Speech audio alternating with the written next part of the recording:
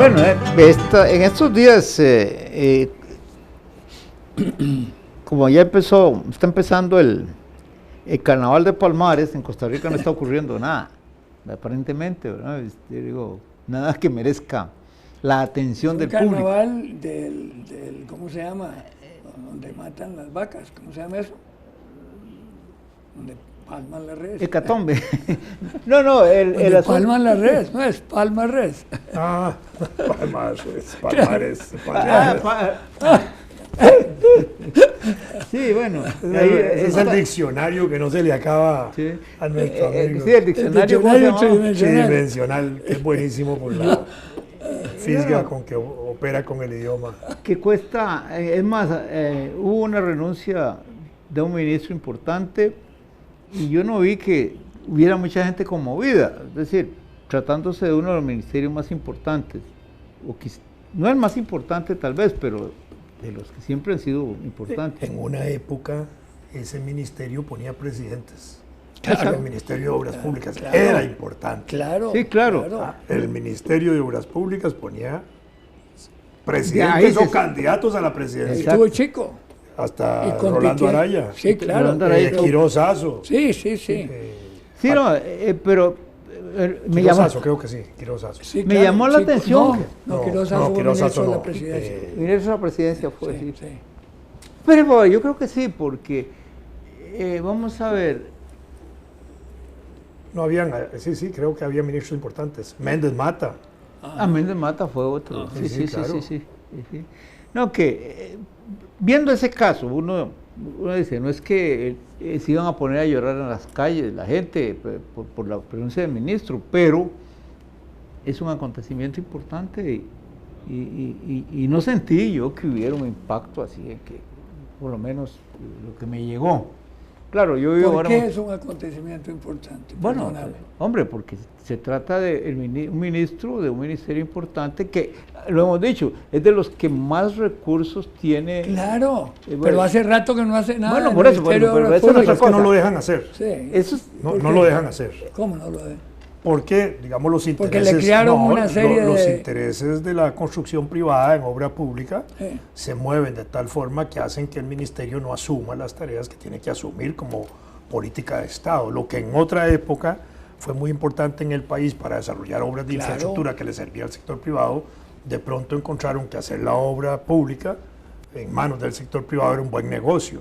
Yo me acuerdo. Entonces le metieron manos. Carlos Espinac hizo montones de vainas. Le metieron manos al ministerio, le metieron candados. Además, otra cosa que oí mencionar así por parte de alguien que se supone que debería saber algo de eso, que ha estado por ahí en ese ministerio, que los mandos medios ahí tienen un poder un poco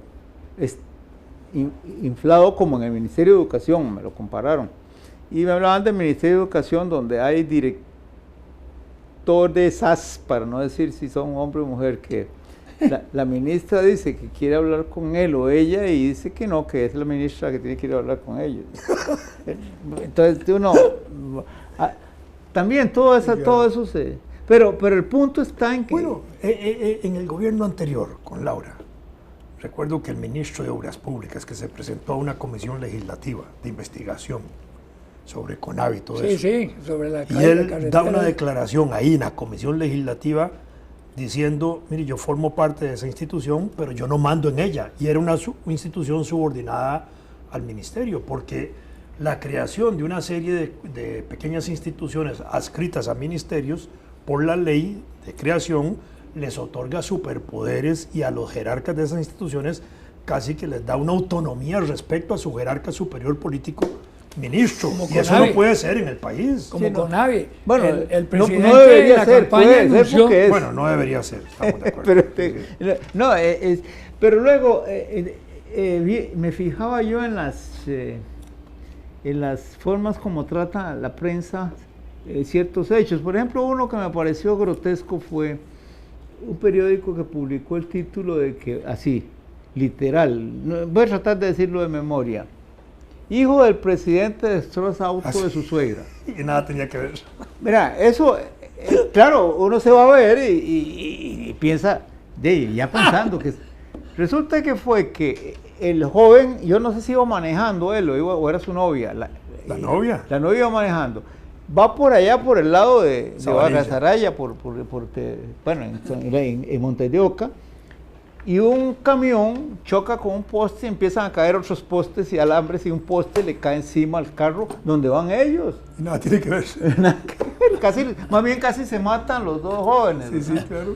Pues eso es el colmo, de que está bien. Yo digo, si hubiera sido que iba como el sacerdote aquel de la abuela, ebrio, hombre, o que él hubiera sido el causante claro, de la caída de los postes. Eso es lo que se llama en periodismo amarillismo. Lo que hay que típico tener presente, con todo respeto para la familia presidencial, es que es peligroso andar con los hijos del presidente. Todos tienen accidentes automovilísticos. Bueno, hasta ahora dos.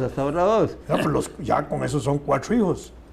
3 en el primer accidente y ahora 1, 4. Bueno, sí, pero ellos, eso es ya la yeta, como dicen. La yetatura. Karma, dirían otros. Karma, sí. Mejor no montarse con ellos en carro. Mejor andar en karma bus. Por eso de car. Y mejor no montarse en un avión con ellos. Si esa es una premonición, peor todavía. No, pero ahí no opera el karma. No sabemos. Car es el automóvil, no el avión. Pero, bueno, eso fue. Pero ayer veía yo una noticia que creo que todavía pasa inadvertida en el medio. Estamos en enero, todavía temprano, ¿verdad? Cuando empezó a ocurrir este fenómeno del que voy a hablar, pues todavía más temprano era.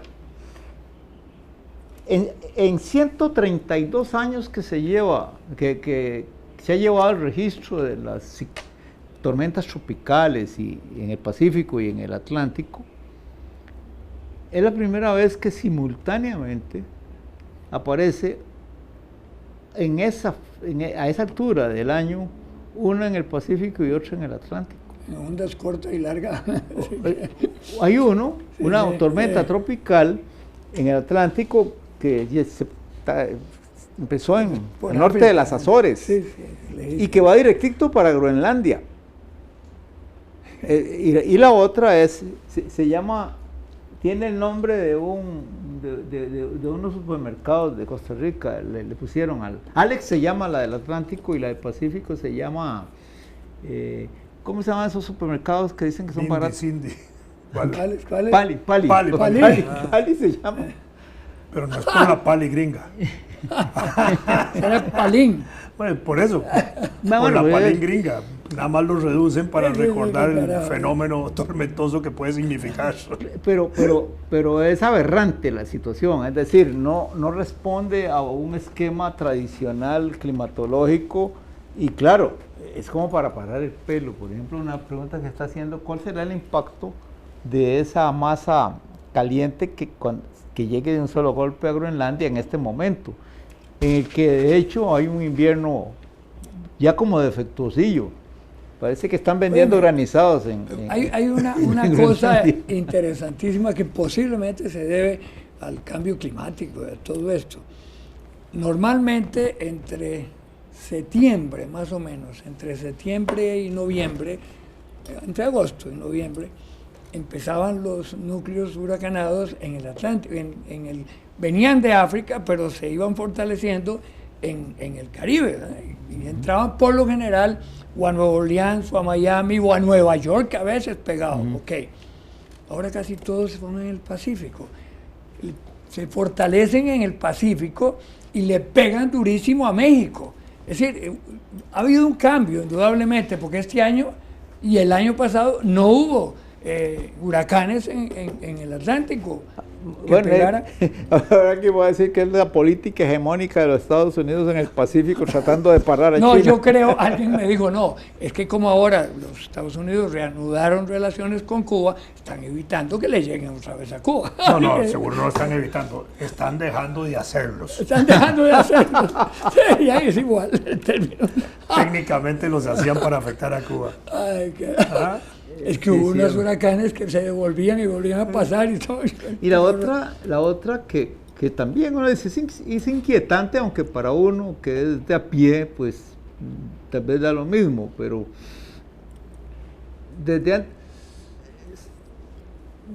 desde en los meses previos a la debacle del 29, a la catástrofe económica del año 1929. Sí. no se había dado una situación como la que se da ahora con respecto al transporte marítimo.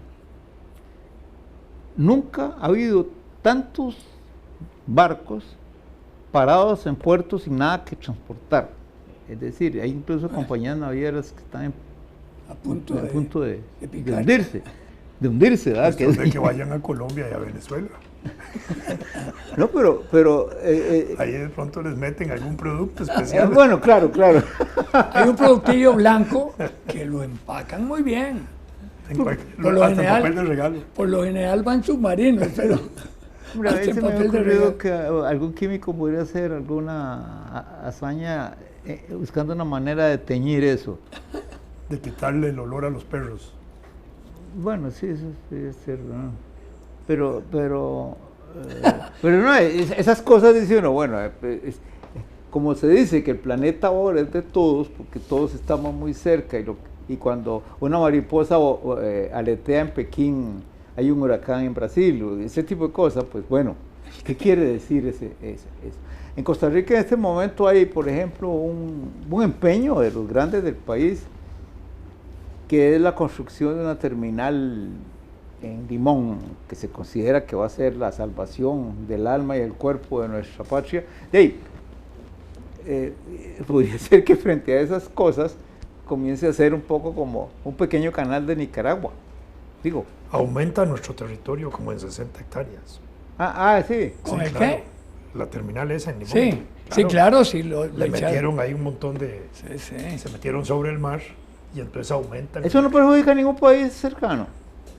Pero aumenta como 5 metros, algo así. Yo pienso que no nos afecta mucho en el límite, no nos beneficia, digamos, pero pensándolo ahora deberíamos más bien construir de una manera tal que esa extensión del mar produzca una extensión de nuestro límite. Como se está haciendo China con las islas artificiales en el Pacífico. Sí, claro. O como están haciendo los Estados Unidos con Irán, ¿verdad? Que le metieron unos barquitos de guerra y los agarraron. ¿Ah, sí? Pero ya lo soltaron. Ya lo soltaron, claro. pero los agarraron y los pusieron. Ay, que fue un error, mire que fue un error. Para mí que estaba... A propósito de Estados Unidos, el discurso de Obama último ante el Congreso... Para mí fue excelente. Fue muy interesante porque replantea directamente las relaciones con América Latina y con América Central, que da énfasis. Lo interesante sería, porque no lo desmenuza mucho, pero ¿cuál será la perspectiva de los Estados Unidos respecto? Uno podría entender América Latina por lo que pasa en el sur, pero América Central, donde pareciera que esa mariposita pequinés no altera nada. Bueno, no siempre... sí, pero fue interesante. Hay algo ahí que ellos están balanceando de posibles movimientos que deben ser atendidos y proyectar más fuertemente los Estados Unidos en América Latina. Y además está por el problema de Cuba, me imagino yo, la relación con Cuba, que la volvió a plantear en el Congreso. Sí, bueno, y muy inteligente, la planteó muy bien, muy bien. Bueno, eso es que Centroamérica nunca dejó de ser un puente. No, pues se decía como... El patio trasero. Sí, eso se decía de esa manera, pero las finalmente... Bananas Republics de la manera peor. Claro, en el fondo hay un periodo de... Y el Caribe, el Gran Lago de los Estados Unidos. El Gran Lago. Es cierto. Claro. Que es muy interesante eso cuando uno se queda... Cuando se creó, digo creamos porque yo participé en todo eso, la Naviera Multinacional del Caribe, uno de los argumentos era precisamente eso. No podemos permitir que se diga que esto es el Gran Lago de Norteamérica.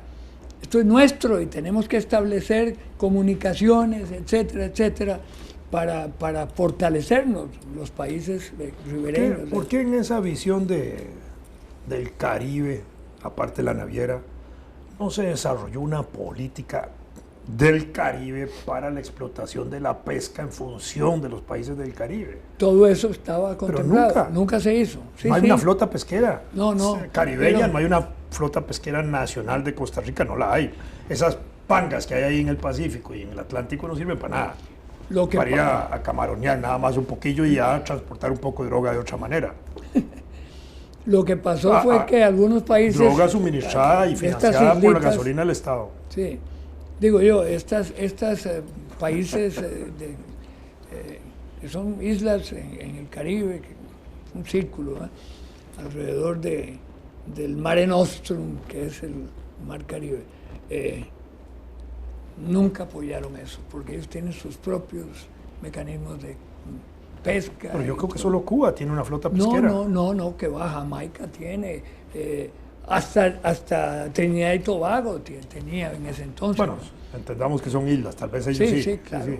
No les hacía mucha gracia que se metiera la naviera en estas cosas. Ahora, yo no sé qué dirán los ictiólogos a propósito de la riqueza ictiológica del Caribe comparada con la del domo del Pacífico, que también todo eso debe pesar. Me parece que el Atlántico aún es más sobre el rico. domo del atún del Pacífico, nosotros que nos pertenece ese domo, que es uno de los más importantes del mundo, y no tenemos una flota pesquera nacional costarricense Costa Rica de ha sido Estado enemiga o de de la alianza pesca. del Estado con el sector privado, explotando eso, y le permitimos que vengan barcos chinos a llevarse todo eso, y a veces algunos atracan en Japoneses. Punta Arenas para dejar la basurilla y llevarse la riqueza. No. Costa Rica No ha puede vivido ser. siendo Vea, yo país estuve- de 2 océanos de espaldas al mar. Yo no sé si En aquí ese lo hacen caso. igual, pero yo estuve en pesca de atún ahí México. en el Golfo de los Estados Unidos, y cuando se trae el atún a la costa, hay que traerlo entero. No se puede limpiar en el mar.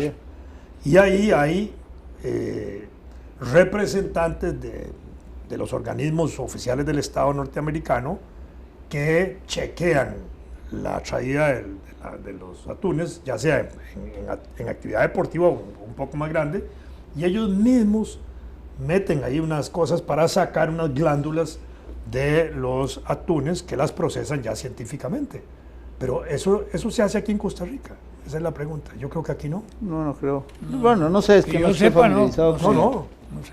Incluso si esa glandulita es tan importante desde el punto de vista del valor científico y estratégico que puede tener, hasta se podrían sacar aquí, y si no se procesan aquí, vendérselas a los Ahora, Estados pero Unidos. ¿cuál es el valor? La verdad que soy un ignorante en esa materia. ¿Cuál es el valor científico de esas glandulitas? ¿Qué es lo que Yo no tiene? me acuerdo, ahorita no recuerdo el detalle, pero es como la pituitaria nuestra, que también la sacan en las autopsias. Fuera como la pituitaria, serían los Sí. las Se atunes. sacan y se mandan a Suiza. Bueno, pero en eso siempre hay un impacto, digamos, producido por la diferencia de la capacidad tecnológica, digamos. Cuando uno piensa en la flota pesquera japonesa, digamos, donde quiera que se dirija, de ellas son verdaderas fábricas flotantes. Sí, claro. Y yo recuerdo haber estado en una conferencia en la que la impartió Sagan.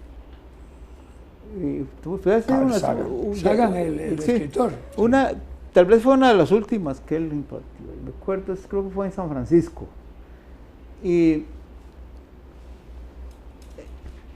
en un momento dado puso las diapositivas que exhibía en pantalla ahí, una que era una gran región del Pacífico, muy amplia, de noche. Y entonces él destacaba la importancia, digamos, la importancia evidente de ciertas regiones basada en la luminosidad de las ciudades.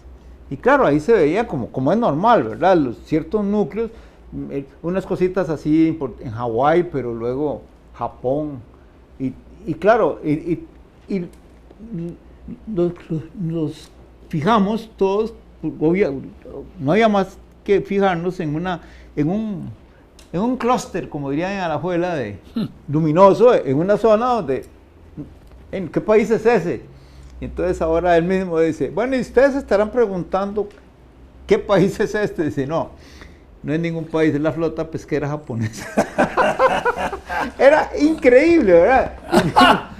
Sí, entonces, claro, ahí uno Oíme, en el atún los españoles tienen una flota enorme también. Ah, no, claro. Y los portugueses. Los pleitos con los marroquíes de vez en cuando sí, por sí, eso. claro, claro.